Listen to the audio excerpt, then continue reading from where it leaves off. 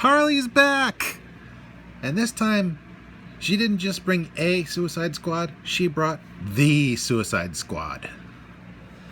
And oh man, if Wonder Woman 84 was a stumble, this is a flippin' quad backflip into a skyscraper. I mean, this is an awesome movie.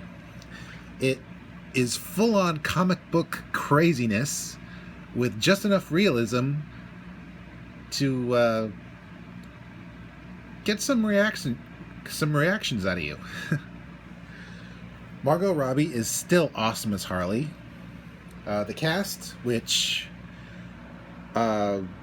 is too numerous to name names, but you can look them up yourself. Trust me, it's worth seeing them all. So many actors from so many awesome franchises, including a few Marvel actors and a few Image comic actors. You know who I'm talking about. Not to mention the return of the delightfully evil Amanda Waller and her actress.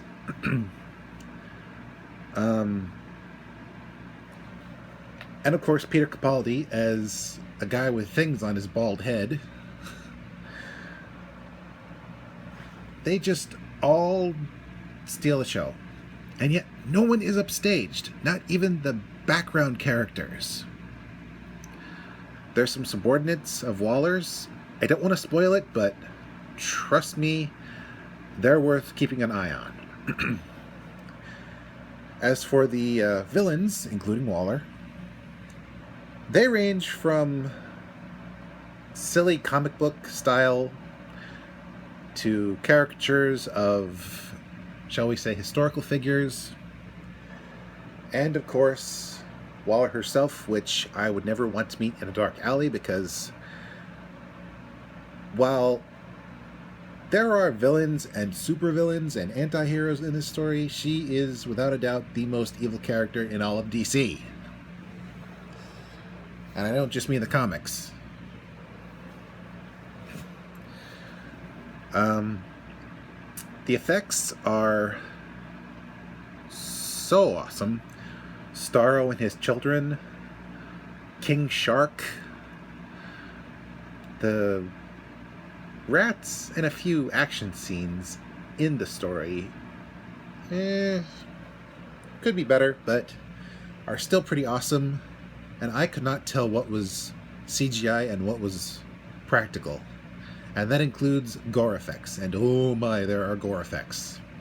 You ever hear of a movie called Tokyo Gore Police? This film is a close second in terms of gore.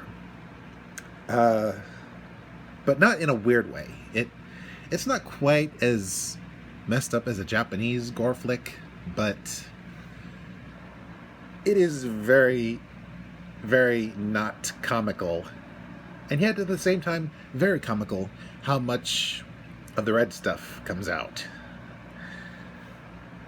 And it doesn't shy away from the fact that some of the squad members do get killed. And the sad part is, each one has just enough screen time to show that they deserved more, you know? Technically, some characters are there just to die, but you still root for them to survive. I'm not going to say who lives and who dies, but let's just say it tugs at your heartstrings. As for the fact that the movie is a little over 2 hours long, that is okay, because we hit the ground running, and while there are a few time jumps, like back and forth, it's not too jarring, but at the same time, it does require you to focus. Overall, the film's length is not a hindrance, because you need that time to get all that information out without feeling like you're being bombarded relentlessly. This is definitely not a film for kids. Definitely, if you've had a bar mitzvah or a sweet 16, that's okay. But any younger than that, I'd avoid it for a couple of years. But for those of you who can, definitely see it.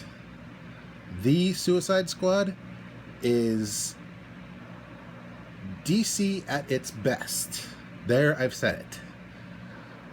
As far as I'm concerned, the movie versions of the Justice League cannot compare to the Suicide Squad in any form.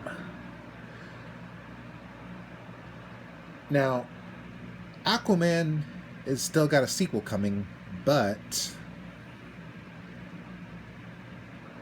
he has definitely got one heck of a shark to jump. Because unless Jason Momoa is about to pull out some major tricks that he's been saving up, Aquaman 2 is going to feel a little bit like a let's see if I can say this with a straight mouth, or a functioning mouth.